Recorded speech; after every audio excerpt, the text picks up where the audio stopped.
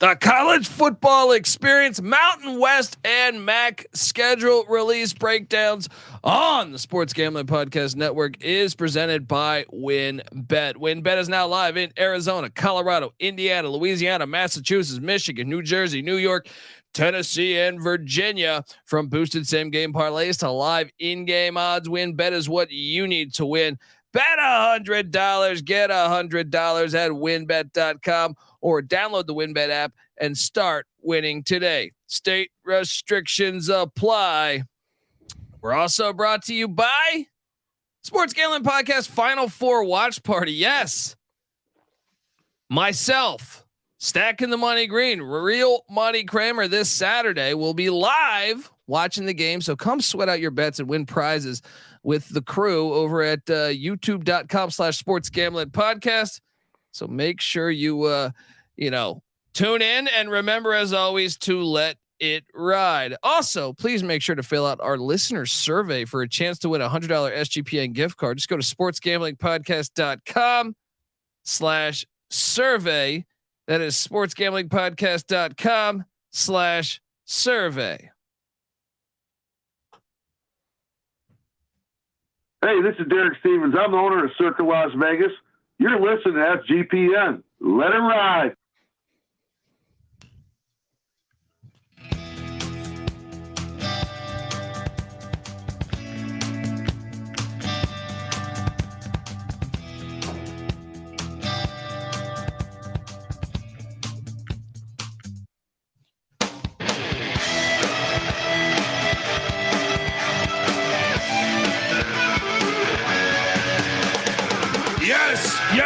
Yes. Woo!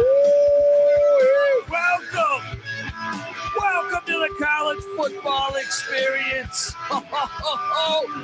Mountain West and MAC schedule release episode. It's been a while. It's been a couple weeks. We're just focusing. Put the head down. College basketball.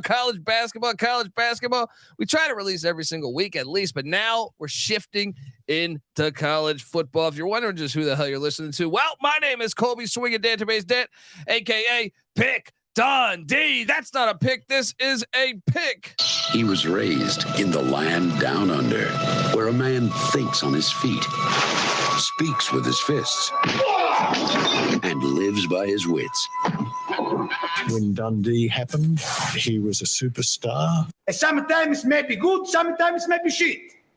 And you're nothing but a chameleon, lemon-headed, coward, terrorist pussy. And I'm after you, buddy. You're going to pay for it. Good night.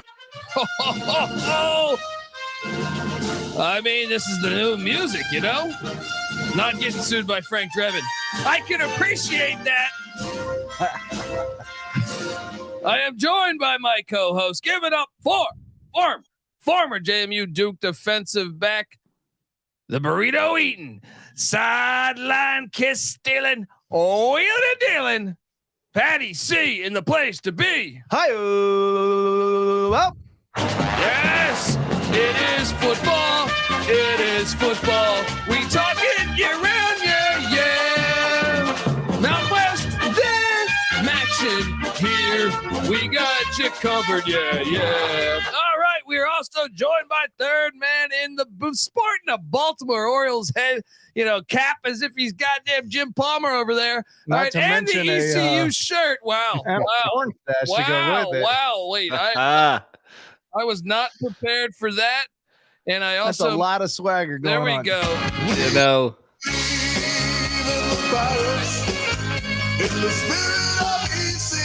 Give it up for former. Well, DFS God. I'm gonna say I am the DFS God. There it is. Dethroned. All right.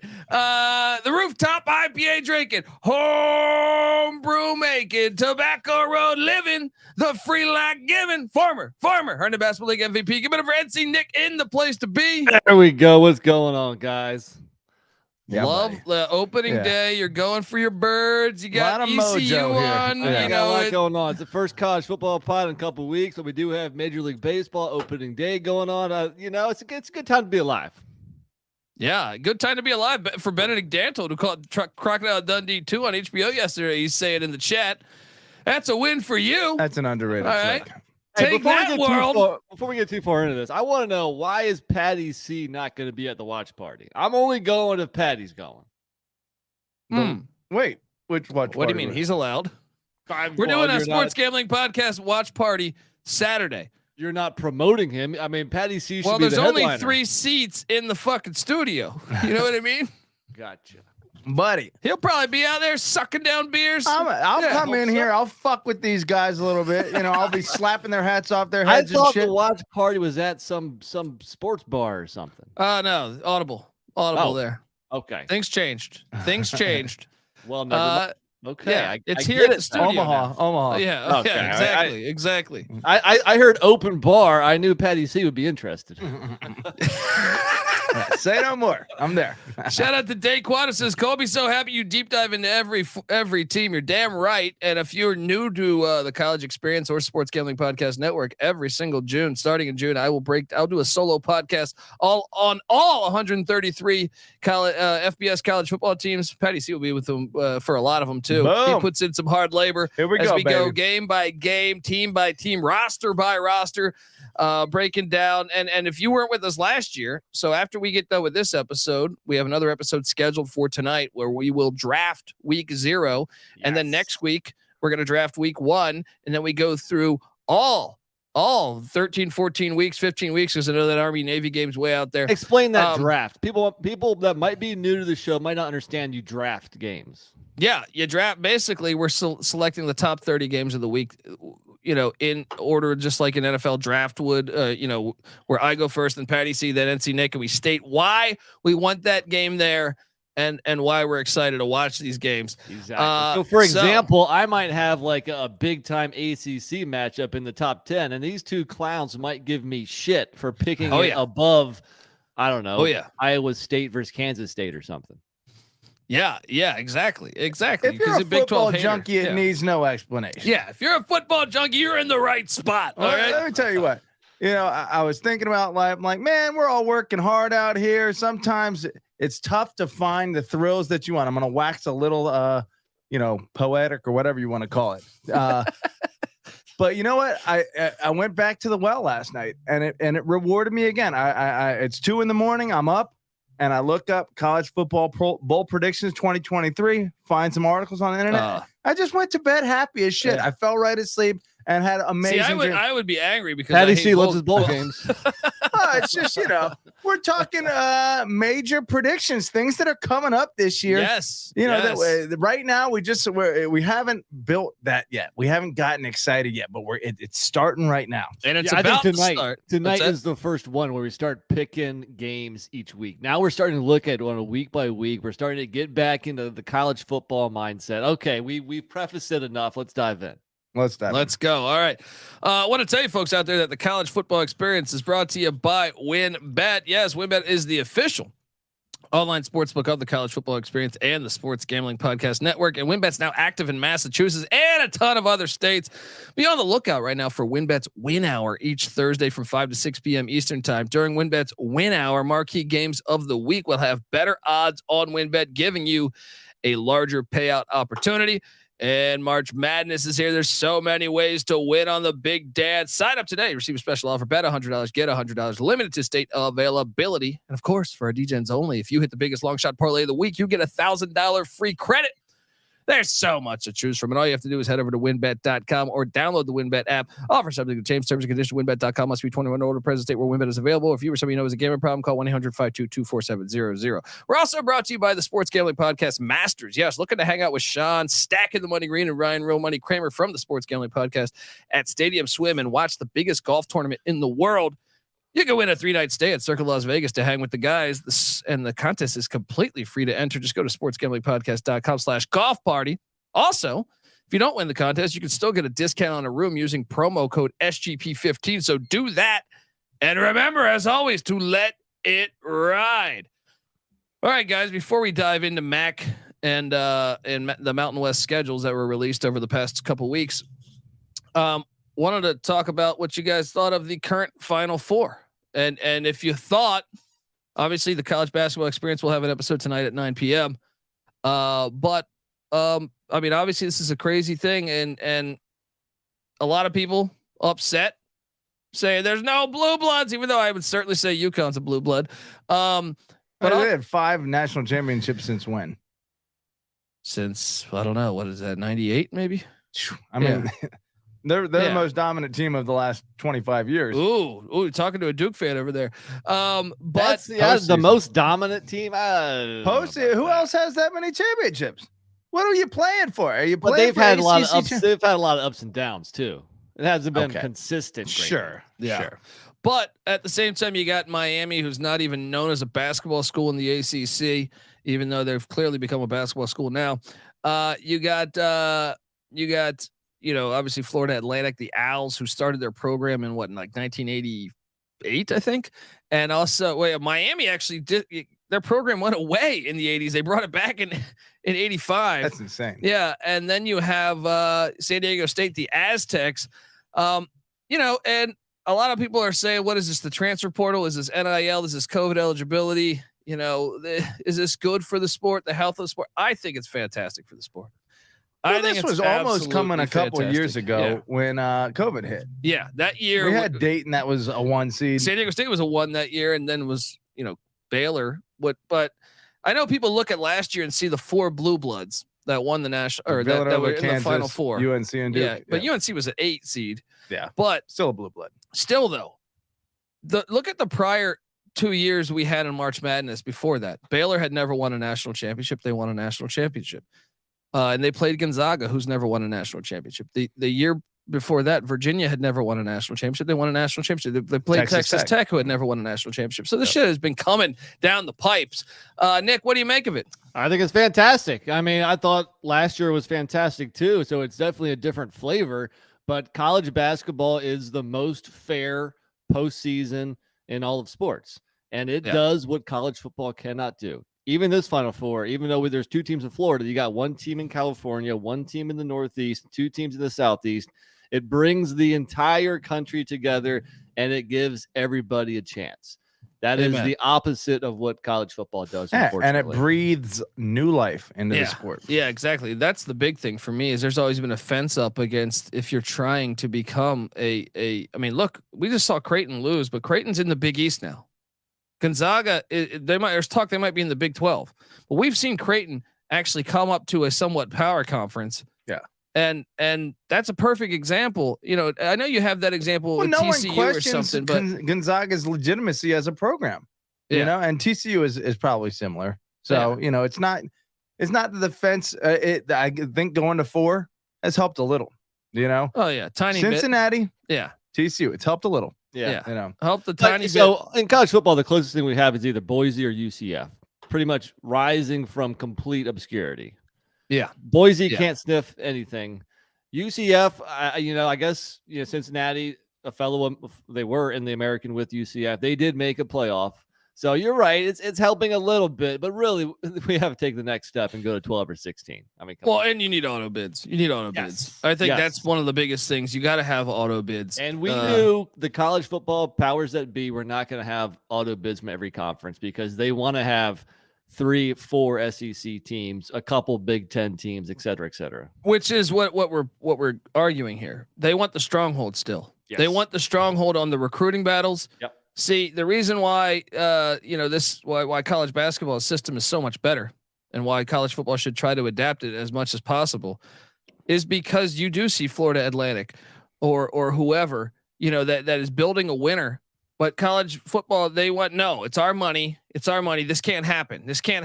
Well, let's make sure we're not going to be stepping on our own toes later here. To some extent, you would think that an at-large field, could potentially reward whoever deserves it, as opposed to and a lot of people would argue that auto bids are going to reward some 8-4 MAC teams or whatever. And they should. That's fine. Potentially, it is fine. I mean, you're sometimes there's teams with losing records that make the NCAA tournament. Yeah, sure. And look, the reality is like you can't recruit. The reason why there is that big gap, or why you see, this not happen in football is because they're able to keep their stronghold on recruiting. If they gave a bid to everybody, then all of a sudden Northern Illinois can take Illinois' recruits, because guess what? We have a playoff shot. Yeah, I don't know that it's necessarily the SEC's job to give up their place at the table. That, if they have a better team than Northern Illinois does, why should they say Northern Illinois should get that bid over the team, our team that's better? Well, I don't think the SEC should have multiple, just like the NCAA tournament. They should have more than the MAC in there. Yeah. But at the same time, what is the point of playing the season? Give me the champion of every conference and regionality. Like, the whole fucking nation will be. I agree that there's some merit to it. I don't want to be like completely hipster and go down this road that we're, most of the playoff games have been blowouts anyway. What's the difference of putting Northern Illinois in? I agree. I'm just saying, in principle, putting the best teams in, I don't have an opposition to that. And so if the whole thing, it's subjective. If the whole, subjective. It is subjective, and that's really problem. what it comes down to. Is now, with all that said, I don't know in college football if we'll see a Final Four. Even say they expand to 16 teams. I don't know if we'll see a Final Four like we do in basketball this year, because football and basketball are entirely different sports, and it's harder for a big time underdog to beat Alabama or something. It's just different sports. But part of that, and I would push back a little bit on you. Part of that is that they can do that. They know they're going to make the playoffs, so they can steal every recruit. Northern Illinois, no one wants to go there because there's no shot of anything, right? So if you had a chance over, and this wouldn't happen right away. I think down the line it would happen. But if Fresno State's got a chance, then all of a sudden Fresno State's going to be able to steal actually legit 4 or 5-star talent in LA. Yeah. I mean, Nick's right in the sense that one big recruit or a couple big recruits is 1 or 2 out of 5 players on the team. So if you got 1 or 2 out of 5 better, then you might have a chance of beating a team that has 3 out of 5 better than you. But in football, it's harder. But that doesn't mean that a team like Fresno couldn't get a bunch of good players that they're not currently able to get.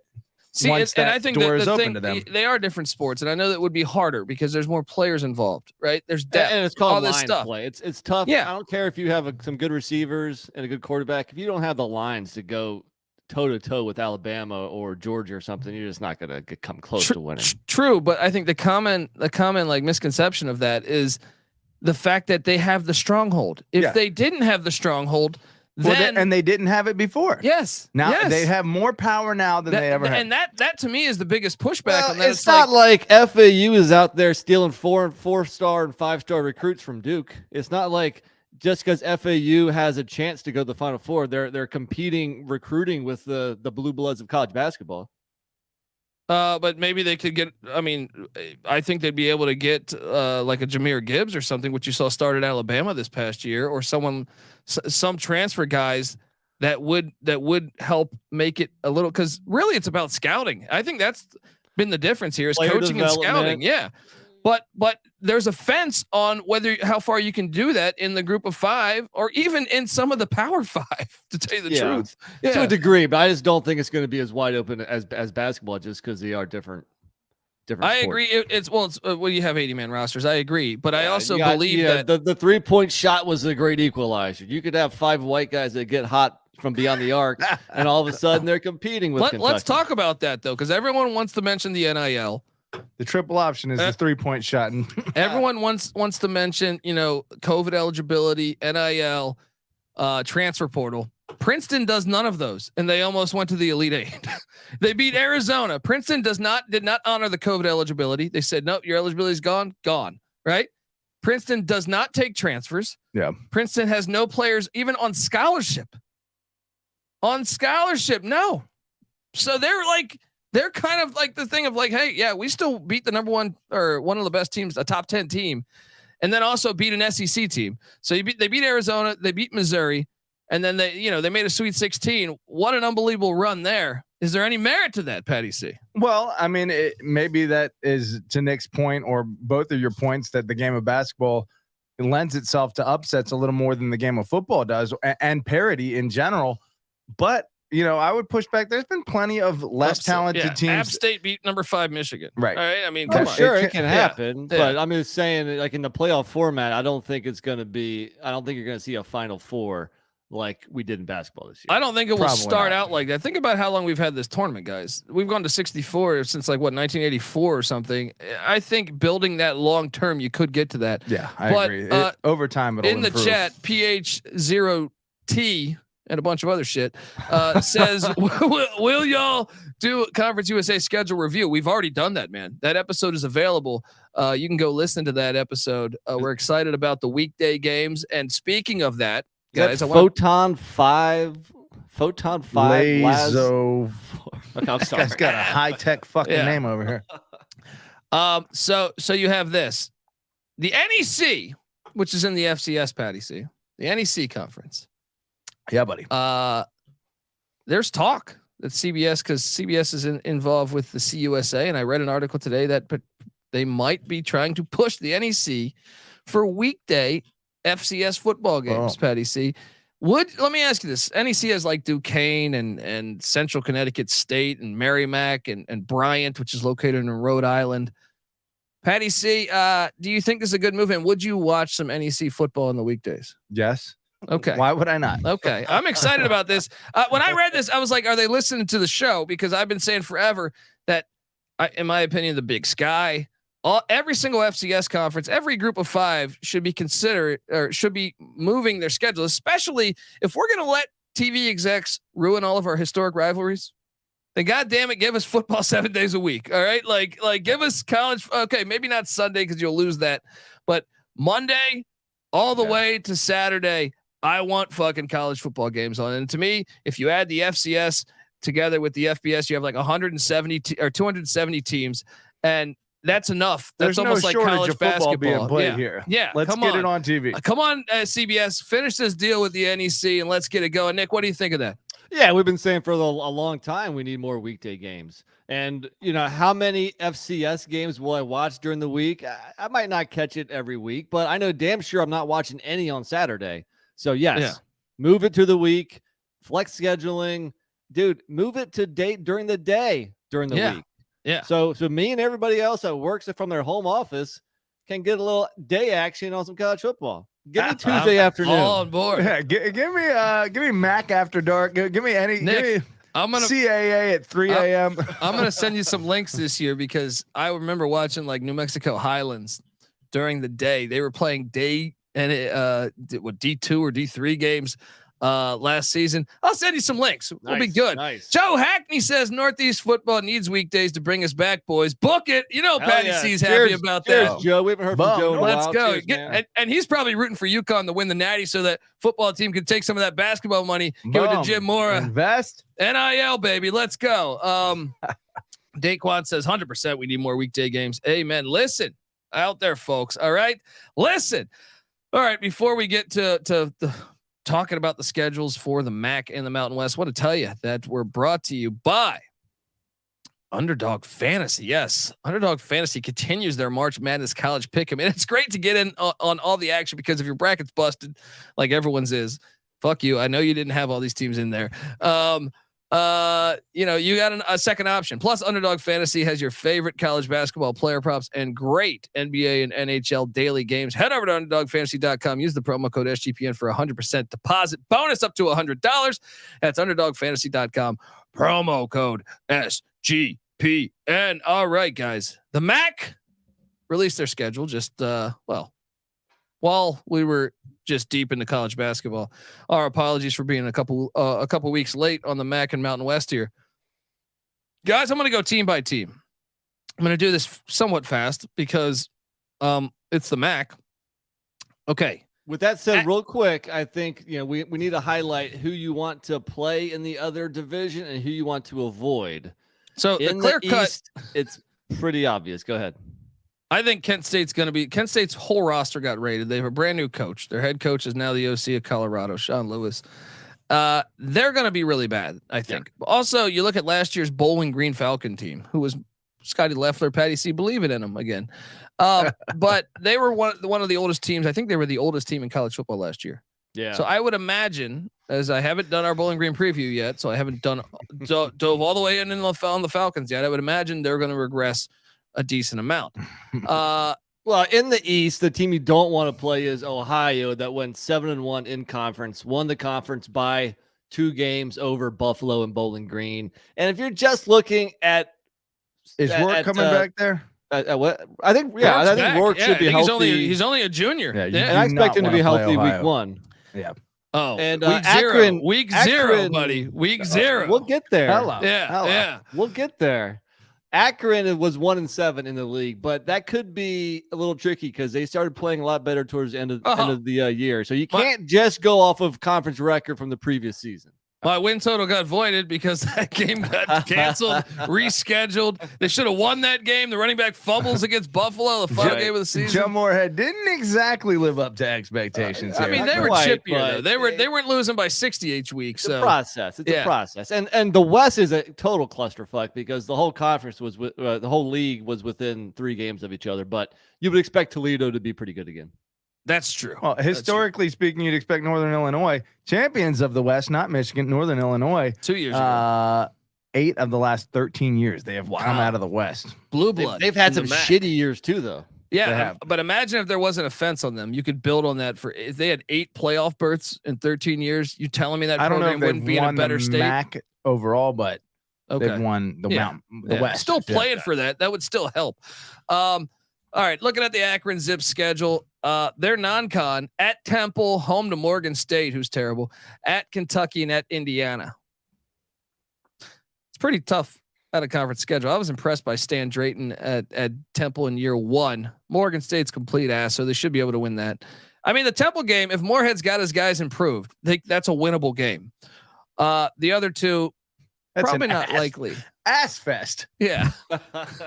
I mean, most of the MAC schools are going to have more difficult out of conference schedules, but the thing here is you only have 1 home game, and that's against Morgan State. So if that Temple game was at home, you would say, okay, this is manageable, but I'd say it's pretty tough. We need our fan base out there to come up with an angle for each game that makes it interesting. Just like the JFK Bowl last year with Massachusetts versus A&M. We need A&M didn't go back on that one. Damn bastards. All right. They almost lost. Do you remember that? They almost lost that game. I think this non-con, and I think that's kind of the way to do it. Look, they have back-to-back away games between Central Michigan and Bowling Green. And then obviously, and shame on you, Mac, for only doing a month of Tuesday, Wednesday night games. That should be the whole fucking year, to be honest. No one's going to be watching the Morgan State Akron game on a Saturday. All right. Yeah. Let's compare that to Ball State's. And I think that's the way, instead of just, shouting out our opinion there, Ball State's at a conference schedule at Tennessee, home to Murray State. The Racers were complete ass in the FCS last year. I know they have a historically decent program. Bud Foster, friend of the program, played safety there. Georgia Southern, and then home to UConn.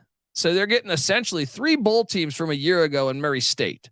Murray State is better than Morgan State. I think this schedule's harder than Akron's at a conference. Would you agree, Nick?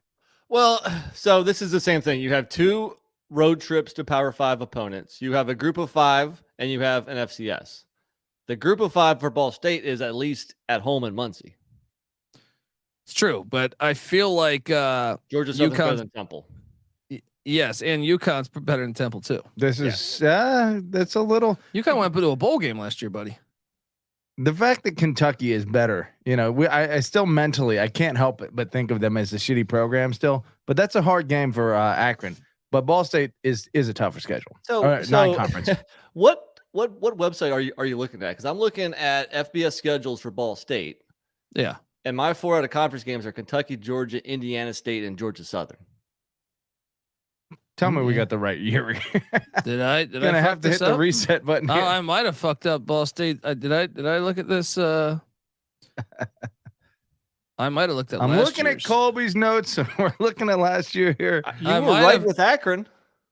Might have just. Yeah, I think I might have just fucked up on Ball State. Hopefully. All right, so let's give us Ball State schedule. So it's still Georgia Southern. Yes. So it's at Kentucky, at Georgia, home to Indiana State, home to Georgia Southern. Yeah, I'm sorry. I looked at this. I looked at 2022. My bad. Stoner moment, even though, yeah. So Kentucky's getting their MAC work in here, getting both Akron and Ball State. I'd say they're pretty comparable schedules. Georgia Southern is a little bit tougher than Temple, but it's at home for Ball State. Dude, they play Georgia. What are you talking about? This is way harder. Yeah. Well, yeah, but I'm chalking those up as losses anyway, Still, I just think the way your team gets beat down. Good point. And Indiana State is actually I feel like they're a little bit better FCS than Murray State. Yeah. Yeah. That factors for MAC schools. You kind of got to have that level figured out. I'm sorry, but Ball State's still harder. All right. Still harder. Agreed. Well, let me ask you this. The MAC starts weekday play when? November. So they aren't just, because I was going to give them credit, say, hey, the non-conference, they can't really control if the other team's willing to play on a Tuesday. But the fact that you're right, they leave essentially October completely on Saturdays. Yeah. But I'm pretty sure Indiana State wants that paycheck. So you could say, hey, Indiana State, we're playing on a fucking Tuesday. And guess what they would do? Or they just would sprinkle in at least one conference game every week. Yeah. It's not like the whole league has to play on Tuesdays and Wednesdays. It's true. Yeah. Give us some action. I think Ball State's schedule is a lot harder. I'm sorry, but it's actually listed as one of my toughest in the whole conference. Yeah. Then you get Bowling Green. Bowling Green is at Liberty week. And this is one, I know we're going to get to our week one preview or week one draft.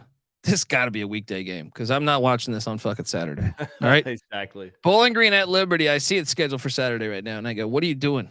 What are you fucking doing, guys? Come on, Falwell. Get your ducks in order here. Put this thing on TV. You can put it on YouTube and we watch it on fucking, come on. At Liberty, home to Eastern Illinois, at Michigan and at Georgia Tech. That's brutal. That's 3 Power Fives. Well, if you consider Liberty spends like a Power Five. So at least 2 of those are with brand new head coaches, and especially the Liberty one in week 1. Jamie Chadwell still trying to get things in order up there. If you're gonna catch them, might as well do it week 1. True, that is true. Eastern Illinois did what last year? Let me double check this. I think they were just like 500, right? They were 2-9 at the FCS level, so that should be a pretty winnable game there. That's a tough schedule, though. You're right. Georgia Tech on the road, is that a winnable game for Bowling Green? No. They Georgia lost. Tech lost to what? Was it Northern Illinois a couple years ago at home? Yeah. But don't sleep on Scotty Leffler. He lost. He lost his team. A bunch of people graduated. Yeah, right? I think that's an L. It's so hard to get excited about the MAC. I'm sorry, I got to learn my MAC history and the new. You've been saying this shit for 5 fucking years. I'm just looking at it. Here's right? 4 losses in the 9 conference, and I know a little bit more about the MAC now, but it's still just like it's a dull conference. I like that it's competitive within itself. You're offending Nick. Give me something. Yeah. Give me something. Well, I'll give you this. I think this schedule. Do you think this is the hardest schedule we've done so far, Nick? I had Ball State's harder. I do too. I think Ball State's is the hardest out of the 3 we've done. Then the Buffalo Bulls, they're out of conference, is at Wisconsin, home to Fordham, who almost beat Ohio last year. Tim DeMorat firing the laser all around the field. Then home to Liberty. Liberty basically playing the MAC schedule. And then at Louisiana, taking on the Raging Cajuns. They only get 1 Power 5, unless you include Liberty, because they spend like a Power 5. What do you think? I actually think this is one of the more favorable, because I think Louisiana is heading in the wrong direction. This is certainly on my list of easiest. Once again, at Wisconsin, of course it's tough, but you're catching week a brand new head coach, brand new offensive style, brand new quarterback. Liberty, the game is at home in Buffalo. And Louisiana is not the same Raging Cajuns as it was 2 or 3 years ago. And if you want to look at in conference, they get Ohio in Buffalo in November, which is nice. And like Maurice Linquist had this program kind of going towards the end of the year last year. I felt like I was more impressed with Buffalo than I thought I was going to be. Maybe not even the end of the year, maybe the whole year. Yeah. Do we know what Vince Lombardi's Fordham Rams did last year? Tim DeMorat went to the FCS playoffs. Oh, yeah. Okay. They had one of the best quarterbacks in the country. including the FBS. Joe, what's Joe doing here in the chat? Joe, I just said nice to talk to you. You're ragging on my ACC already, man. You and Moneyline Mac need to get a room. Yeah, Jim Phillips is going back to the drawing board. All right, just gonna make Boston College football relevant again. 8-game conference slate for the ACC. They're gonna play a 4-game conference schedule next year. All right, Central Michigan. This one is brutal, guys. This is the hardest schedule. Yeah. And look, Jim McElwain, I think, is a good coach. I think he's underrated. I kind of think he should have never been fired from Florida. I saw, that he had, reached out to all the CMU alums and, via email saying like, I was very disappointed in our performance this year. This will not happen again. Then I was buying in, and then I look at the schedule and I go, holy shit! You're at Michigan State. You're home to New Hampshire in the CAA. You're at Notre Dame and you're at South Alabama, who won 10 games. I mean, absolutely brutal. And then even before your bye week, right after taking on those, you get Eastern Michigan and Buffalo, who I think we're going to be contenders in the MAC this year. So I think this one is, I'm going to put this one at number 1 hardest in the MAC that we've previewed so far. One more thing. They do also play at Ohio. So from the East, they get the Bobcats on the road. This is the toughest in the conference. And New Hampshire, a playoff team with a playoff win last year in the FCS Wildcats, man. Tough Wildcats. Tough little slate. Chippy slate, you might say. Yes, Chippy. There you go. All right, now we jump over to Eastern Michigan, who normally they used to schedule absolutely batshit crazy, and Chris Creighton has built this thing up where they make a bowl game every year. I look at this schedule and I go, this team's going to be like, he might win 10 games this year in the MAC, because they get Howard on opening Friday night, week 1. That should be a win. Howard's not great. Then they're at Minnesota. And folks, if you don't know Eastern Michigan's recent history, they have wins in the past 5 years at Purdue, they can hang at Northwestern, at Illinois, and at Rutgers. Watch out. All right. They're at Minnesota week 2. Then they're home to UMass, and they're at Rich Rod's Jacksonville State program. It's a genius schedule. That's almost 3 FCS opponents right there. Yes. It's absolutely fantastic. Now they do have at Central Michigan. How long has UMass been FBS? Like over 10 years. 10 years. But they perform like they perform like an FCS. Yeah.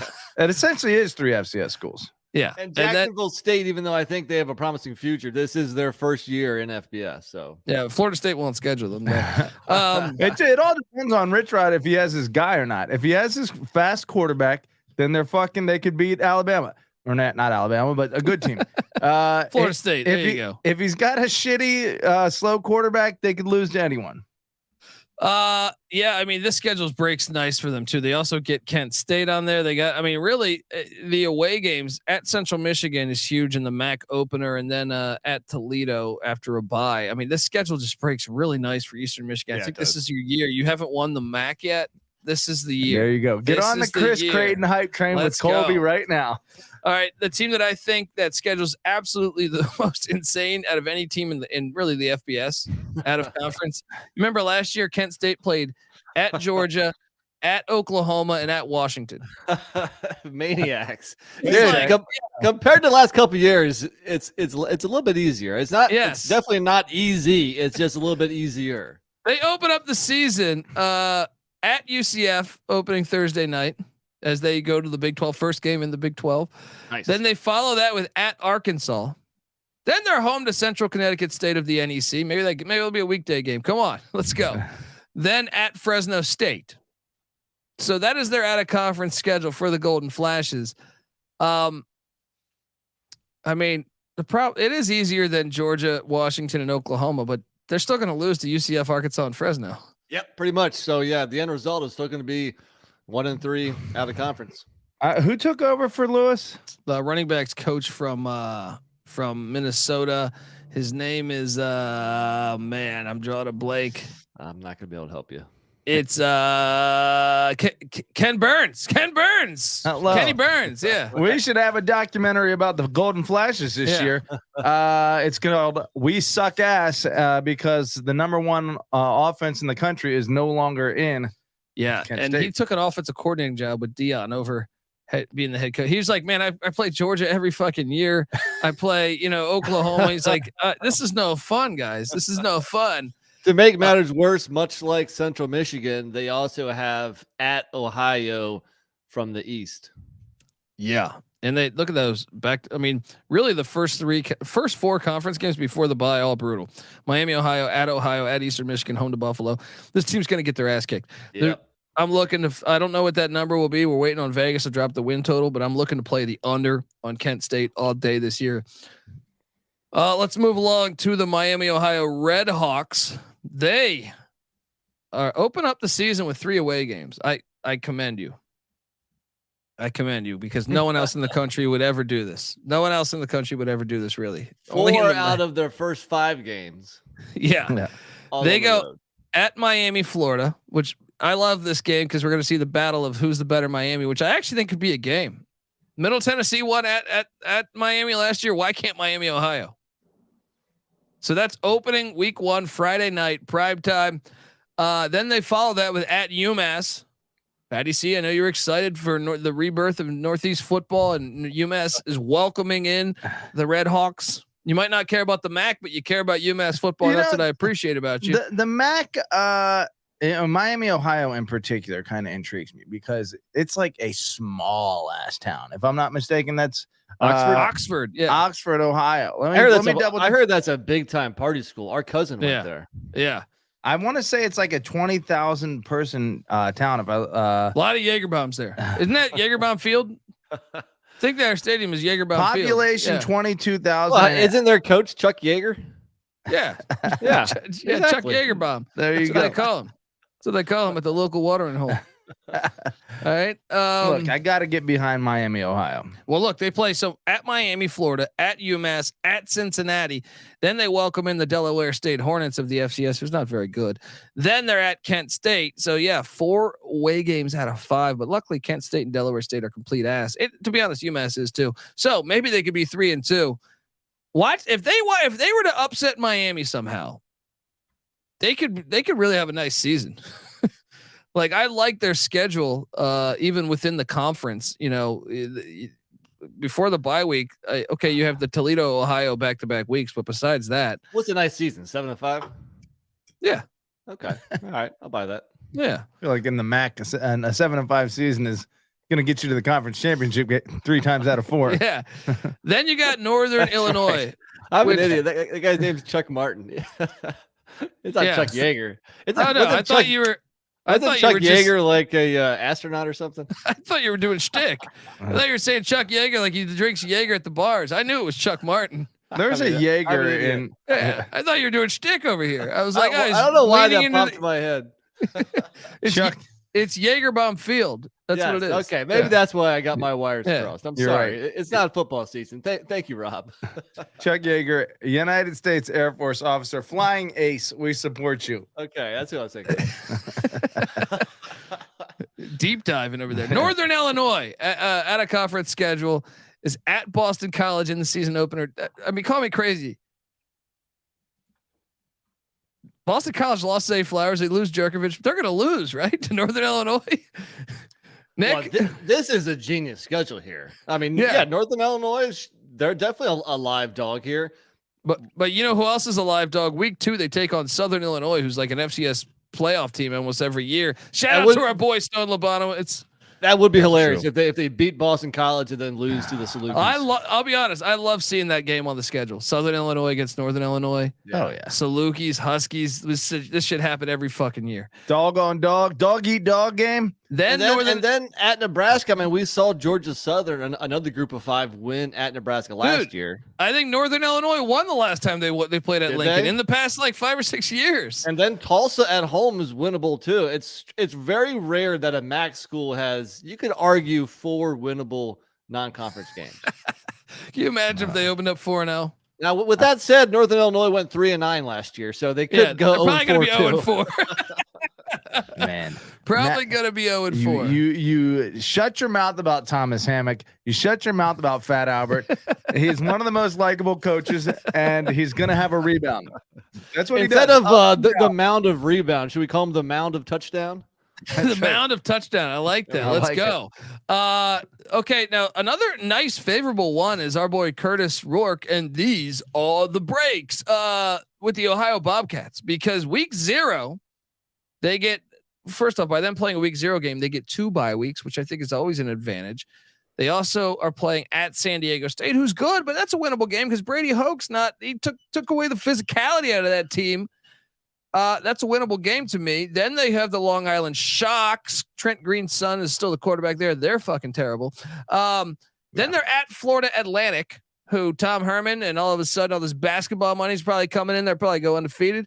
But I'm going to say that's a winnable game. And then they host Iowa State. Matt Campbell and Iowa State coming into Athens, Ohio. Holy shit. I love that. I love that, man, but that's crazy. Why would Ohio State do that? Why are you going to go Iowa State, not Ohio State. I'm sorry. I'm sorry. Ohio State would never do that. No, they wouldn't because they're smarter than Iowa State. Why would Iowa State do that to themselves? I mean, I don't know, but I feel like Ohio State hasn't played a road game in state in like 100 years. Right. They haven't. Yeah, they don't play. They don't play away games. I don't when know if you're you the top dog, let them come to you, right? Yeah, yeah. Even when they went to Cincinnati, it was at Paul Brown Stadium, the Bengals Stadium. Nippert, yeah. Oh man, I mean, this one's pretty easy. This is a great schedule for the Bobcats. Curtis Jordan Rourke. Thackeray saying, "Fire up the chips." There we go. CMU fan. Hello. Mesquite style. What do you think of this? I think both Northern Illinois and Ohio have 2 of the more favorable out of conference schedules. Pat, you said Northern Illinois and Ohio. Yeah, totally. Long Island is almost like like if you made a team on a shitty video game. Yeah, their uniforms are god awful. I mean, they should be beautiful, but it's another NEC team. We're hoping CBS puts don't slander them. They're the biggest joke in all of football to me. Long Island. At least they brought the team back. So like Colby mentioned, week 0, so you got 2 bye weeks, and they don't have any back-to-back road games. Yeah, this is on the easier end of MAC schedules, definitely. Yes, and then we have 2 more schools left. The Toledo Rockets. Toledo opens the season at Illinois, which I think is kind of a compelling game. Then they host Texas Southern, who's been asked ever since Michael Strahan left. Then they're hosting San Jose State, who's pretty decent. But long road trip. I want to see who San Jose State has before that. And then their other out of conference game is at UMass. UMass, just put them in the MAC, folks. Just put them in the fucking MAC. I know they were there. They got kicked out, but yet every school still wants them there. It seems like this one is a cakewalk at a conference like there. You want to talk about an easy path to 4-0? It's right here. Let me see here. Illinois is going to be tough, but they lost their defense coordinator, had the nation's #1 defense last year. But I get it. They hit the portal. They brought some key guys in, but I still think Toledo can hang around in that game. I think that's not like a for sure. Like Illinois is definitely going to win that game. And then the other ones, I think they'll be favored. Yeah. Plus, so Toledo was the best team in the West last year. They're typically towards the top of the West Division, and they don't play Ohio. So another nice thing on their schedule is that they don't play the best team in the East. So yeah, Toledo's got a nice schedule looking like here. Let me ask you this. The easiest. That's the easiest one. I know. We're gonna do the previews easier later. than Eastern Michigan. I think so. I don't know, because San Jose State's better than Jacksonville State, UMass, and Howard. Okay, fair enough. No, Toledo has the easiest because Texas Southern sucks and it's a long trip. San Jose State is average and that's a long trip. San Jose State's better than UMass and Jacksonville State, though. True story. Okay. Yeah. Okay, I'd have to look a little more closely. So UMass is terrible. I think it's a little harder. I think it's still an easy. Give me a prediction though. This is one I want a prediction in the non-conference. At Illinois, they probably lose, right? I think it's a game though. I don't feel great about just saying Illinois. I mean, what should that spread be realistically? Like Illinois 11, minus really 9, 11. I'll take the points. 10. I'll take the points. I think that's gonna be a 1-score game. Nick, I say 3-1. I say they probably drop the game to Illinois and they win the others. Yeah, that's nice, man. If they have a nice year, could be a banner year for the Rockets. I saw the USFL. Subscribe to the USFL Gambling Podcast, which we all host. We have an episode dropping this Thursday. But I saw the USFL. The Memphis Showboats got rid of their amazing uniforms that they had in the '80s and came back as the Toledo Rockets. Patty C. They just completely ripped the Toledo Rocket uniforms. They're like, look at this, our uniform release. fucking hacks. They basically ripped off the Houston Rockets from the 90s after they switched uniforms. It was awful. Remember that? They had the Houston Rockets had that classic, red on yellow. Oh, it's gorgeous. And then they just went those terrible ones. Yeah. All right, final school in the MAC, Western Michigan. They open up against St. Francis, PA.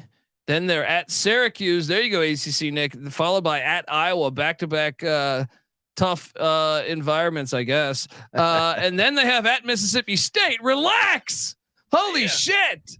Brand new head coach in Kalamazoo. Throw in at Toledo. So three away games in a row. At Syracuse, at Iowa, at Toledo. That's what rough. is that? I'm forgetting Syracuse's dome. The Carrier Dome. Or they call it something else now. It's like the fucking JTR Wireless or some shit like that. Syracuse, Iowa, and Toledo. Those are all fucking tough places to play. That's pretty tough. Lance Taylor's got his work cut out for him year one. They fired Tim Lester, former Bronco quarterback, who was the OC of those PJ Flex teams. He rode the boat right out of town because Lance Taylor's a new head coach and he's got his work cut out for him. This one might be the hardest, actually. Does any other school have 3 Power 5s? Yes. All on the road? Kent State and Central Michigan both did, right? No, Central Michigan has, if you include South Alabama, that would be a third one. But I don't know. I think Kent State, if you include Fresno, would be a third one. Okay, you're right. So, I mean, it's still fucking brutal. It's arguably this the hardest. Is probably the hardest one. Non-conference wise, at least. It's definitely my top 3, and not to beat a dead horse, but they also have to play at Ohio from the East. Yeah. I don't know. I think those are the 3 hardest though. I think Nick's right. Kent State, Central Michigan, Western Michigan, 3 hardest. Boom. Yeah. 2-7 offsuit draw there for the Western Michigan Broncos. For you card gamblers out there. I don't know what the fuck I'm talking about. Patty C, who would you like to win the MAC next year?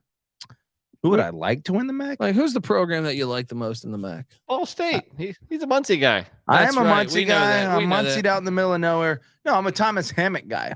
And I know maybe that's a little chalky because they've won 8 out of the last 13 MAC West championships. The round mound of touchdown. That's right. The round mound of touchdown. Tommy Hammock's my guy. Give me Northern Illinois. Give me those Huskies. Nick, who do you want to win? I'm Ohio guy. Ohio Bobcats. I'm not a front runner either. I've been an Ohio fan for a while. I've been on that campus. Haven't gone to a football game there, but come on, Bobcats.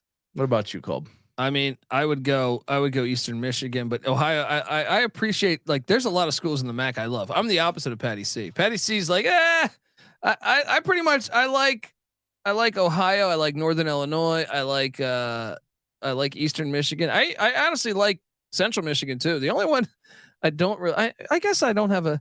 I'll tell you what. Who do I not like in the conference? As a snorkeler of sorts, I'll admit it here.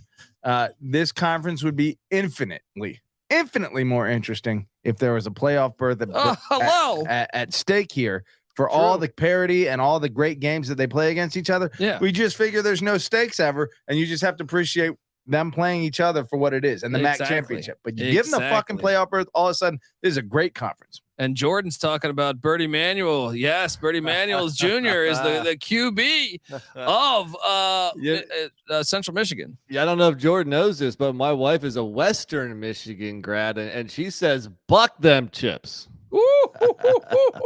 Love me some action rivalries. Wow. All right, let's hop on over to the Mountain West. But before we get to the Mountain West, I want to tell you guys, what are you doing? What are you doing in life this Saturday? Because myself, Stacking the Money Green, Real Money Kramer, we are going to be hosting the SGP Final Four watch party. Yes, it's going virtual. Come hang out with the guys on the Sports Gambling Podcast YouTube channel. That's youtube.com/Sports Gambling Podcast. And tune in this Saturday. We are going to be live the entire Final Four. Yes, in both games, live bets, prize giveaways, and much, much more. So make sure you tune in over there. Subscribe to the College Basketball Experience on YouTube and the Sports Gambling Podcast on YouTube. So subscribe right now and let it ride. Also, folks, if you're listening to this on your podcast, or if you're just listening on YouTube, subscribe to the podcast. That's how you really help us.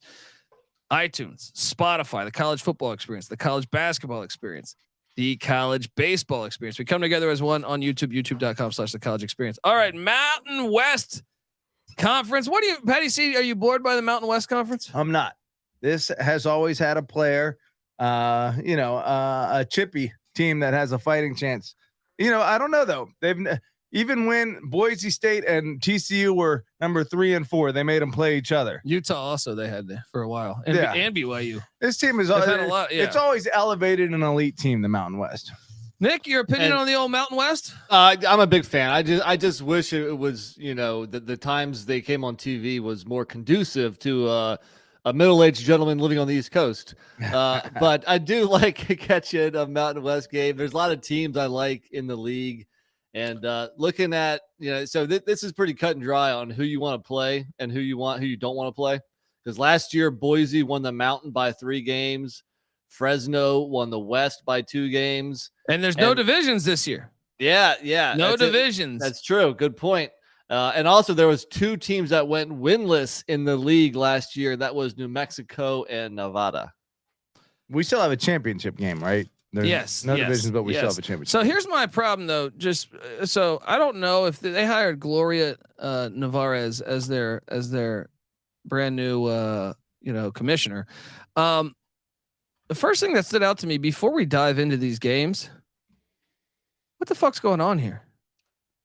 I look at the final week, rivalry week, and they've altered all the rivals. UNLV and Nevada are supposed to play the final week of the fucking season. They switched the samples. Colorado State and Air Force should play the final week of the season. Boise and Wyoming should play the final week of the season.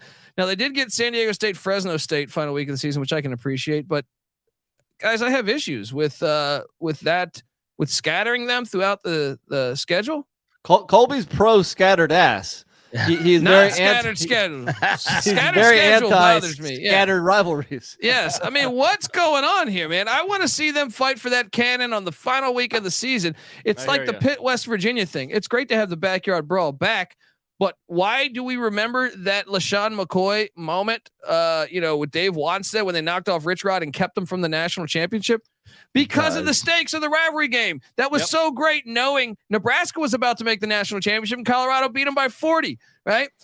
Those are what make them so good. You're killing me. Let me push back on you a little bit here. Let me push back. Oh, here we go. Sometimes you got to elevate a real rivalry above one that is just a regional rivalry. So you want the Iron Bowl week 3?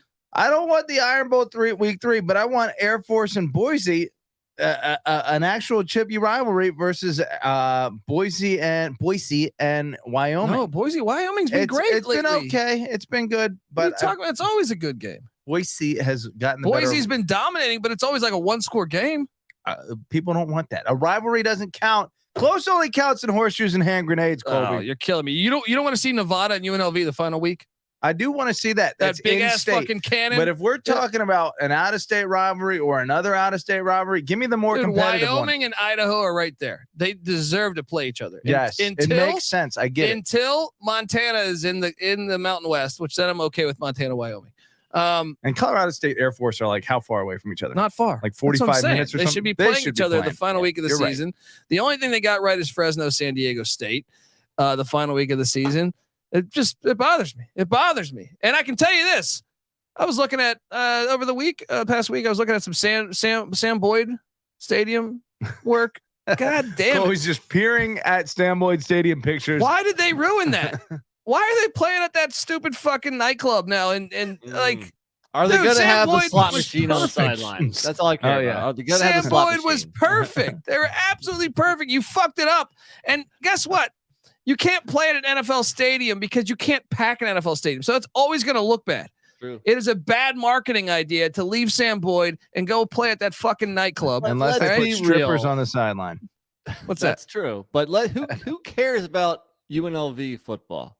Ever since Randall Cunningham graduated, Ickey Woods and Randall and Keenan McCardle, they had guys. They had Suge Knight on the defensive line. All right, they had guys. Your old drinking buddy, right? Yeah, but if they're trying to be successful, I just think it's a bad move. It's like, on a recruiting visit, you can show him that stadium, but then when he goes to play and there's 12 people there, right? All right, come on. I've learned this through stand-up comedy. It's better to do that shithole with that's packed with 15 people than it is to say, yeah, I could do the Irvine Improv, and then 7 people show up. And it's intimate. It's terrible. It's terrible. Intimate is better than empty. True. Right, so let's get into this. Air Force got Robert Morris, good old Bob Morris, from the FCS. Then they get Sam Houston State at Texas Stadium. Or, I'm sorry, Texans Stadium, not Texas Stadium. Rest in peace to Texas Stadium. Texans, the NRGT, whatever the fuck it's called, that terrible stadium in Houston. I would prefer this game be on campus personally, but Sam Houston is a brand new FBS school. Nick, do you like this matchup? I think it's an interesting matchup. I'm curious as to what Sam Houston's going to do. I don't know if they'll be able to hang with Air Force in that triple option right off the bat. So yeah, Air Force probably catch him in a good spot. And shout out to Joe Hackney, says, I love some of the home field advantages in the Mountain West. Teams like Wyoming look like a Division III school on the road, but look like a great Power 5 team at home. Yeah. Ask Virginia. Ask Missouri. Ask week 1, by the way, Texas Tech coming to Laramie. Watch out. Watch out. But guys, this is a great schedule for Air Force. Yeah, they get no Power 5s. There's only one true away game in the non-con. And that's at Navy, who they've, I feel like, have kind of had their number lately. And then they get the brand new head coach. Then they get Army, but it's at the whatever they call Mile High Stadium these days, the Bronco Stadium. It is a pretty great.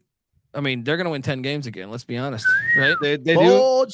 They do end the year at Boise, but to counterbalance that, they do miss out on Fresno. So overall, I think. And they draw Hawaii. They draw Hawaii, which is, I mean, to me, if you draw Hawaii and UNLV, I mean, the only thing they're missing is New Mexico. Well, Nevada and New Mexico were the worst teams last year. True. And I guess that's fair. And the Hawaii game is at the Ching Complex. That's never an easy place. Never an easy place. It's a hard ticket. That's what I'm saying. It's a hard ticket. I'll just say that, the triple option normally fares well against the, but look, we'll play. Hey, Brad Roberts ain't walking through. Is he walking through that door? Is he a senior? I think he graduated. I feel like he's been there forever. Dude, yeah. I did some renditions to the soundboard, and now everything's like scattered ass, and my soundboard's like scattered ass. It's everywhere. Right. We've got to sift through our deleted song list here. Yeah, I think this is one of the easier ones we're going to get to. Agreed. I think it's one of the easier ones in the Mountain West, and I'm here for it. Yeah. Sam Houston State, what, 2-3 years removed from their national championship in the FCS? FCS. Yeah. Hosting essentially Air Force. Is there any chance of an upset there? Sure. Not going to happen though. I think with any of the military schools, that style of football, it does lend itself to closer games. So yes, yeah, I would. Someone figures it out. The triple option has a long history of destroying teams in Texas. Right. Good point. And Sam Houston throws the ball around. They haven't seen anyone run that much. They'll probably be 75-0 here. Yeah. Boise State. Next, oh man, this out of conference schedule, sign me the fuck up. At Washington, home to UCF, home to North Dakota. The Fighting Hawks aren't bad with old Tommy Schuster at quarterback there. And then at Memphis, guys, it's pretty tough. It's pretty tough. Yeah. Much harder than Air Forces. Yeah. Yes, obviously. What's the prognosis? What's our expectation of Washington? Solid top 10 team. What? Really? Are you kidding me?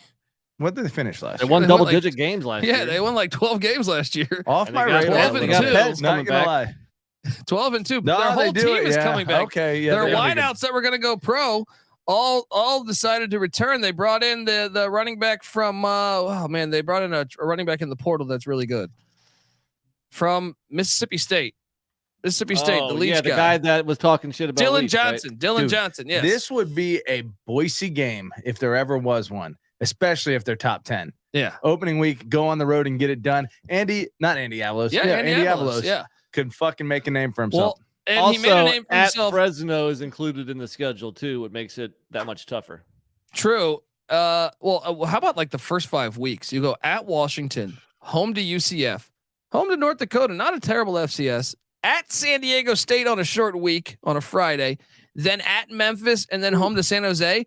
Those first 5 games are like all. I mean, okay, they should beat North Dakota, but still, North Dakota's not a terrible team. They almost beat Nebraska last year at Nebraska. Oh, that's a tough start to the slate. Yeah. What do you think they are? 3-2 in those 5?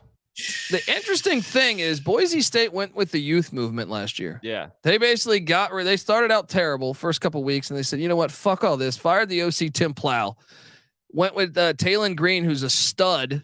And you saw Halani came back. Right. NIL brought him back. Pair him with the young running back Genty, and their backfield is nasty.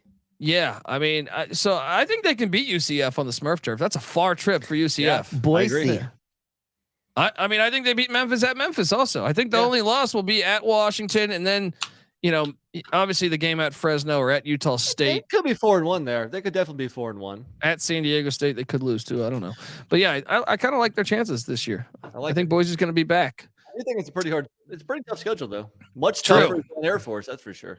Does Avalos surpass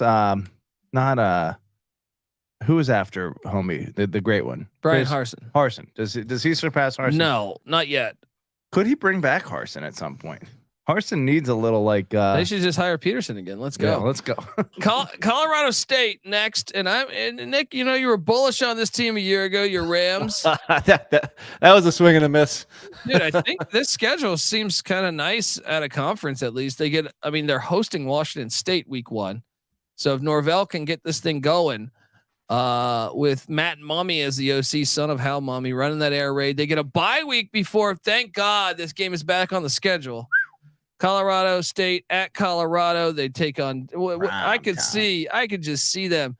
Colorado, if they beat Nebraska, everyone thinking Dion's the man, and the fact that Colorado State gets a bye week, Jay Norvell, part of that 85 Bears team. Is Jay Norvell going 13-0 this year, guys? I know you guys were pretty fucking high on him last year. I didn't lock it. How'd that work was a out? Nick lock.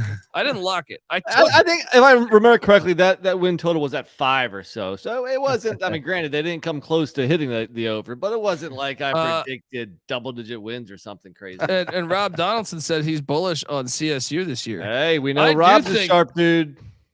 Look. So their non-con is home to Washington State. They get a bye before they travel at Colorado. Nice. Then they're at Middle Tennessee, who lost a lot. They were a senior team last year, and then they get Dixie State, aka Utah Tech, who's total ass. So they should be. They could be. Nick.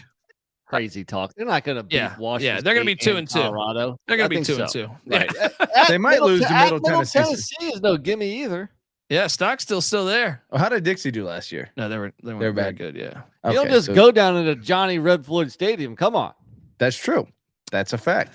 Then that's one of the best stadium names in the country by far. Fucking Cowboy is a good. It fits Murfreesboro.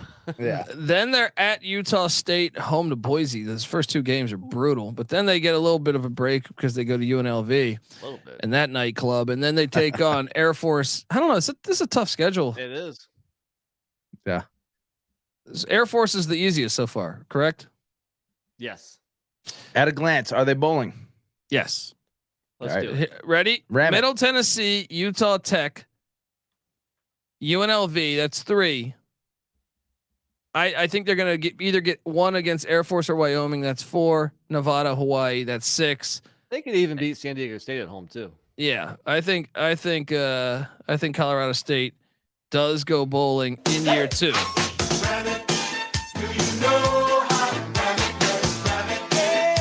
Fresno State is next. Fresno State, wow, this is kind of a genius schedule though, because they get Purdue in game 1 of my guy Ryan Walters, former Colorado safety's first game as head coach there.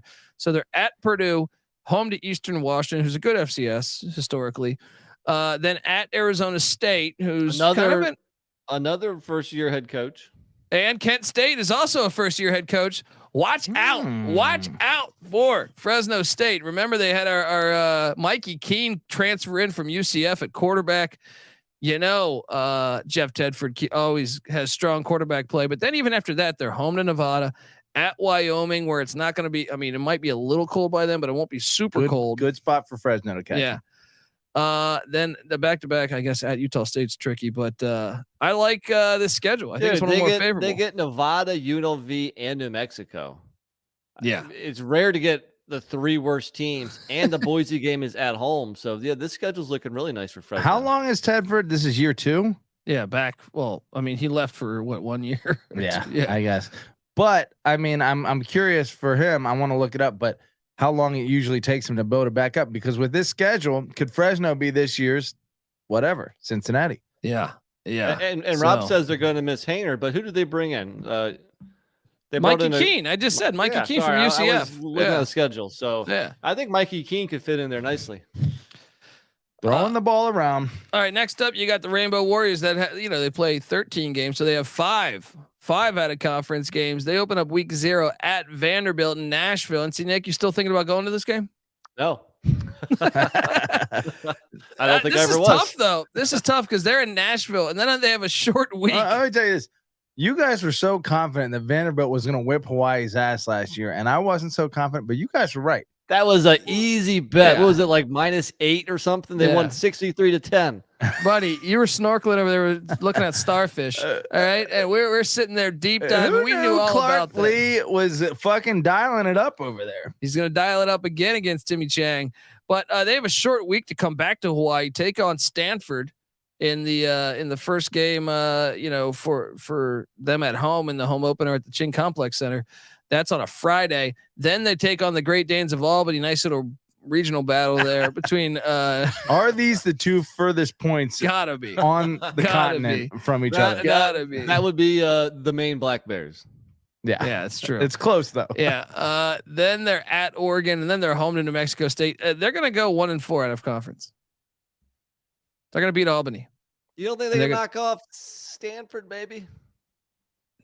Coming back. Or New Mexico State. Who's taking over at Stanford? New Mexico State. Jerry Kill's guy. They went bowling, buddy. Watch out. I know, but it's a hard ticket. It is a hard ticket early for the new coach at Stanford. You can't win. That's the Hawaii's program right now. Look, if anything, we thought Timmy Chang did a little bit better than we thought. True. Especially towards the end of the year, they were starting to do some things, play a little bit better. True. But still, no. Yeah. This one, I mean, you got 3 Power 5s, and New Mexico State made a bowl. Yeah, it's pretty what tough. are you doing? You guys just hate on Hawaii tradition, right? You think they're going to fare well there? I think that Hawaii is a program that is destined for greatness. They're destined for a Pac-12 berth eventually. You guys all say TV market. Hawaii is a state flagship university. They don't spend any money on their athletic department, dude. Timmy Chang is going to change that, and it's going to start. Downey Community College spends more on their fucking athletic department. Dude, they do draw UNLV, New Mexico, and Nevada though. True. Yeah. Good thing. Bonus. You get those 3 in Albany. That's 4 wins there. Pull a couple upsets. Maybe We're bowling. Chang magic. Let's look at the Nevada. I think it's. Do you think that's one of the harder ones? But it's on the harder end. Yeah. I don't think Vanderbilt, it's Stanford. I guess Oregon, New Mexico State. That's they not were a that bowl hard. team. They were a bowl team a year ago. I think Boise's is harder. Yeah. All right, Nevada. Nevada's at USC, home to Idaho, who's an FCS playoff team, and they were starting a freshman quarterback. Idaho's going to be better this year. Home to Kansas, and at Texas State. This is brutal. They're gonna get their ass kicked. Didn't they beat Texas State at home last year? Was that one of their That is not a brutal non-conference slate. USC on the road is a loss. They're gonna lose to Idaho. Are they? Idaho's like top 10 FCS. Patty loves. If I love Colorado State, Patty C loves Nevada. Okay, so they lost to Incarnate Word last year by like 30. It's year 2. It's year 2. They're gonna. You think they're gonna beat Kansas? Kansas is a bowl team. Kansas is a loss. Yeah. Kansas is a loss, even at home. And then they got to go to San Marcos and take on the Bobcats. That's a win. 2-2. That's not brutality. They're not gonna beat Idaho. You want to bet me on that? I'll bet you. Let's make a bet right now. Let's fucking go right now. Ready? Shotgun. A beer. Oh no, we got to do something more than that. No one gives a shit about shotguns. I want a shotgun beer right now. Should I give the people what they want? God damn it! Let's see if Patty C's in mid-season form. Let's go. I got the Idaho Vandal. Patty C's riding with the Nevada Wolfpack. I'm paying my portion of this bet right now. I'm playing with house money. I can't poke it. I'm not in midseason. Oh, there we go. All right. I'll get this shotgun. Let's move it on. That's what she said. Oh. Right? All right. Yeah. I think Nevada's going to get their ass kicked, Nick, at a conference. I think there's a chance they go 0-4. Certainly possible. I mean, can they make some kind of jump from year 1 to year 2? Because they were pretty damn bad last year. Colby had a bad experience in Reno, I'm pretty sure, because he's always shitting on the city. He's shitting on the program. It's bad right now, dude. Whatever, dude. Do you remember the end of the year? You were like, oh, let me just refresh your memory. It didn't go as I planned. Just like Colorado State didn't go as you guys planned. True. No, Colorado State wasn't as bad as Nevada, though. The question is, did you see progress from Nevada? And I think you could probably argue no. I mean, look at that. I mean, I guess they almost beat UNLV. But besides that, they lost 41-14, 41-3. They also had lost 23-7. 48-20, 27-0. They lost to Incarnate Word. They gave up 55 to Incarnate Word. Everyone gives up. That's a great defensive performance against Incarnate Word. Well, I got news for you. Idaho's better than Incarnate Word, buddy. I'm taking a guys, fucking what are we on here? Yeah, woo! Yeah, you're really derailing this thing with your fucking beer games over here. All right. There you go. Look at this. Look at this jackass. YouTube.com/the college experience. I'm back. All right. New Mexico. The Lobos are playing that a conference schedule of at Texas A&M, home to Tennessee Tech, home to New Mexico State. What are you laughing at? This is easy. Yeah, at UMass. New Mexico, are they going to go bowling this year? Because I see Tennessee Tech. The New Mexico State game is kind of a wash. I feel like if anything, State's probably going to be favored. But Tennessee Tech, UMass is 2 wins, right? I don't know. That's at UMass though. Patty C, did JFK do anything? Was he part of the Manhattan Project down in New Mexico? We got the Manhattan Project going on, and or Roswell. I think he might have been. Roswell. There you go. You know what's brutal, dude? In November, they have back-to-back games at Boise, at Fresno, and then home to Utah State. Relax. Oof. Mountain West saying. So are they going bowling? No. I'm just saying. Look, I see Hawaii, Nevada, UNLV as 3 winnable games. And then when you mix those with UMass, New Mexico State, and Tennessee Tech, I can paint you a picture of 6-6. This team went 2-10 last year, and their 2 wins, if I can pull it up on the fly, was Wyoming when I hit on that. No, they lost to Wyoming 27-14. That was 2 years ago. Damn it. They beat Maine and they beat Utah. They went winless in the league. So they lost. They got shut out by Colorado State. How did that happen last year? They lost to New Mexico State 21-19. Well, that happens once in a blue moon. 63-23 all time against New Mexico State. 7 out of the last 10. Count that as a W this year. They didn't even have a game in the Mountain West where it was under in single digits. Yeah. Okay. Maybe they're not going bowling. What is wrong? They win 4 games. All right. New Mexico. I feel like, why is it so much better of a basketball state than a football state? No idea. No idea. Who knows? That's a cultural thing. There are basketball states. That's a low key basketball state though, New Mexico. Yeah. A little bit under the radar. What do we got? Kentucky, Indiana, North Carolina, and New Mexico. That's what they say. All right, let's look at the San Diego State Aztecs. They play week 0. They host the Ohio Bobcats in a game that me and Patty C might have to go to. Hell yeah. Then they play the Idaho State Bengals, who suck ass, but their new head coach is Cody Hawkins, who I've done multiple polar bear shots with. Shout out to Cody Hawkins, former Colorado quarterback. Then they host the UCLA Bruins, and then they're at the Oregon State Beavers. Yeah, it's a tough little stretch there, dude. They could lose 3 of those if they're not on for that Ohio game, because Ohio is good.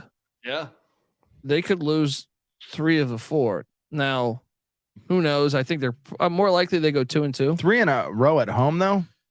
Yeah, no one goes into the snapper. With Brady Hoke, people go into the snapper and dominate. Take their lunch all the time. Yeah. A nice thing is they have a bye week before the long trip to Hawaii. That's beneficial. Yeah. I mean, they played both Boise and Fresno in the league. It's still not as hard as Boise's, I don't think. I think I agree.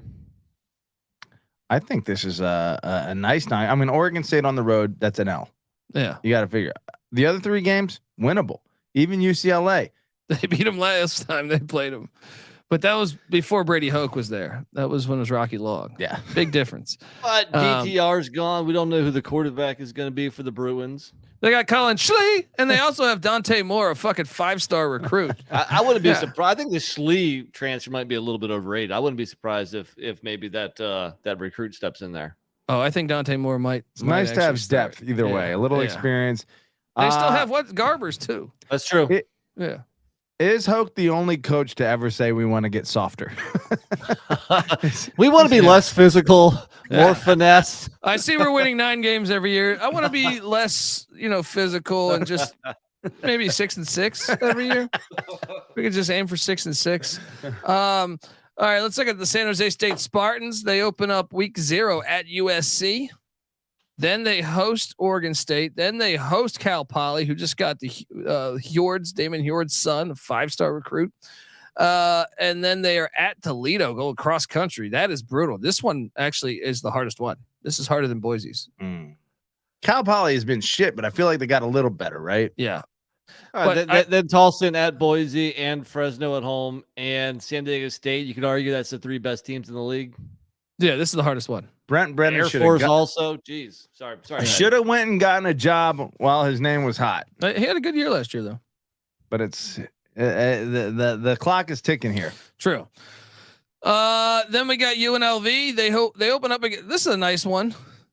All right, for what's my guy's name? The former Missouri coach Barry Odom. They don't have Bobby Petrino. He was only there for a week, but they're home to Bryant. Nice little border battle between Rhode Island and Vegas. Then they're at Michigan. Shout out to Jim Harbaugh for the tough game, bringing in the running Rebs. Then they're hosting the Commodores of Vanderbilt, and then they're at UTEP, going to the Sun Bowl, one of the greatest stadiums in America.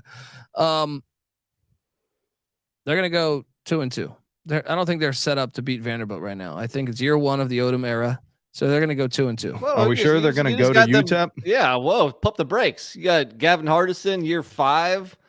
I mean, they were. He keeps biting. We just read New Mexico's wins and they beat UTEP. Right? This guy's all of a sudden got UTEP winning the national championship over here. UTEP was 3 points short of making their 2nd straight bowl game last year when they lost to UTSA by 3 points in the final. Okay, so this don't building the culture. Dana Dimble's building the culture. That's right. Running Rebs are coming in there. Be scattered ass everywhere. They're gonna get that done. Mountain West is you're playing a different level of competition, Nick. I think Barry Odom will probably instill some toughness that's been much needed in Las Vegas for a long time. I think it's one of the easier ones, though, to tell you the truth, because even Vanderbilt. Yeah, I think it's kind of middle of the pack, but towards the easier end. I agree. All right, let's look at the Utah State Aggies. They play at Iowa, home to Idaho State. Idaho State making the rounds. Home to James Madison. We know that's a win, Nick, right? And then at UConn. I'm gonna be at that game, by the way. You're gonna get you going to Logan? The whole squad, and I feel like you should go, Nick. I feel like you should come. Are you gonna dye your hair blonde? Let's fucking go. Why not? I feel like every Utah State fan has like blonde hair and is super white. Well, yeah. You got to make sure. That's the Mormon white. He's thing. not going to be rooting for Utah State. So that's true. That's true. No, just to blend in, make sure he doesn't get his ass kicked in Logan. Yeah, you know exactly. what I mean? I don't want to catch racial slurs for having brown hair. I want to see Patty C on our Wednesday. I want to see Patty C on our Wednesday pod the week after getting his ass kicked in Logan with like a black eye or something. Dude, Mormons, fucking Mendenhall. Who are they playing when they had that massive brawl? It was Memphis. Yeah. And that was great. Dude runs up behind the dude and just throws the elbow in the back of the guy's head. Mormons get down. Yeah, Iowa, Nick. Could that be an upset win? Not at Kinnick, right? No way in hell. But JMU is a win at UConn at the Wrench where everyone gets twisted. That could be interesting. Yeah, they almost lost to UConn last year. There's 3 losses. That's 1-3 non-conference. No, you really think they're going to beat JMU? I think they. I think it's a game. I think you're underestimating Utah State. No, it's a game. I respect Utah State. It's a challenge. That game should be on Thursday or Friday, though. Come on. Yeah, that's an intriguing game, but that's going to get lost on Saturday. Come on. Yeah. Iowa will win. Rob Donaldson's an Iowa fan. Iowa will win 19-17. All right. Late safety in the fourth quarter. I'm going to say 2-2 because between James Madison visiting and the road trip to UConn, I think they catch an L in there. Fair. I agree with that. All right. Then you got the Wyoming Cowboys, my personal favorite out of conference schedule here. They're home to Texas Tech. They're home to Portland State, taking on the Vikings. They're at Texas, and they're home to Appalachian State in a game that is rumored Pick Dundee and NC Nick will be at. That would be funny if Colby. That's the same weekend as Patty's game in Utah. So we all three of us might be at Mountain West games this week. That would be fantastic. TCE hitting the road. What do you think the odds are that Wyoming either upsets Texas Tech or Appalachian State in Laramie? Obviously, the App State game in Laramie is. Well, I mean, Laramie is a tough place to go, dude. They Missouri won in there a couple years ago. And Wyoming won. UVA during the outgrow years went in there, got their ass whooped. UCLA got their ass whooped last time they went there. Let's talk about altitude. I feel like App State, the Mountaineers are a little better prepped to handle Wyoming than Texas Tech. Down on those low plains. True. West Texas. I love this out of conference schedule. I mean, I think it's tough because you have. Yeah. But I enjoy the matchups. I'm going to be watching pretty much all of those keenly. Nick, is this the hardest? I think I have San Jose State and Boise a notch tougher than this one. See, my thing is, I think it's tougher than Boise. I think beating Appalachian State's harder than beating Memphis. But it's pretty good for a Mountain West school to have 3 of your non-cons at home. True. Especially when you have a nice home field environment. Dude, actually what's crazy is actually you're right, because their first five out of their first 6 games are at home. Wow. And then they have to travel down to Colorado Springs, on bus for 5 hours or not even. Yeah. All right. So I think the hardest is San Jose State's. I'm giving it to San Jose State. Patty C. I'll roll with you. I will roll with you. Murderers Row, no fun for San Jose State. Easiest is either Air Force or New Mexico. New Mexico's got life. Let's go.